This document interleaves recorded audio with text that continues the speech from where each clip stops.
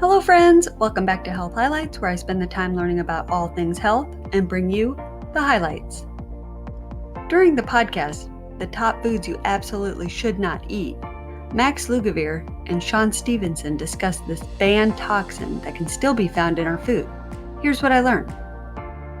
Margarine used to be made of partially hydrogenated oils.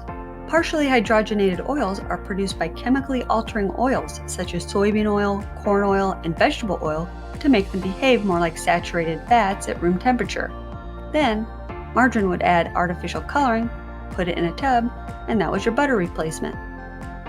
Thankfully, around 7 years ago, partially hydrogenated fats were banned. Fully hydrogenated fats are not as harmful as the partially hydrogenated fats. Partially hydrogenated fats are trans fats essentially. There is no amount of trans fats that is safe to eat. They are directly toxic to our cardiovascular system, and higher levels of trans fat consumption is directly and powerfully associated with cardiovascular disease and even dementia and Alzheimer's disease. The kinds of fats that we eat not only influence the fatty acids that we store in our fat cells, but our brains are made of fat. So the kinds of fat that we consume dictate on a moment-to-moment basis how well our brains function and the kinds of fat our brains are made up of. Trans fats are definitely a major enemy. Just because partially hydrogenated fats were banned from appearing in our food supply doesn't mean we don't have trans fats in our food anymore. Trans fats are created via the production process when making these grain and seed oils. We are probably consuming less trans fats today, but we are still consuming them when we eat these grain and seed oils, such as corn oil, canola oil, soybean oil, and vegetable oil. These are all found in a lot of our processed foods.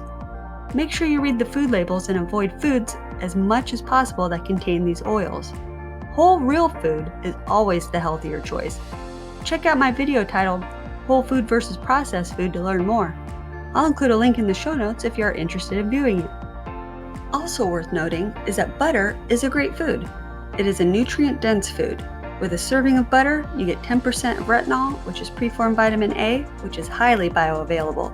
You get butyrate, CLA, and vitamin K2. In some people, butter will raise levels of LDL. This is not necessarily dependent on metabolic health, but some people want to reduce their saturated fat. Olive oil is recommended for replacement. Avocado oil is also good. Thank you for coming along on our health journey together. Let me know in the comments how you avoid these seed oils and trans fats. Like, subscribe, and hit the bell so you don't miss any health highlights. Until next time, here's to health.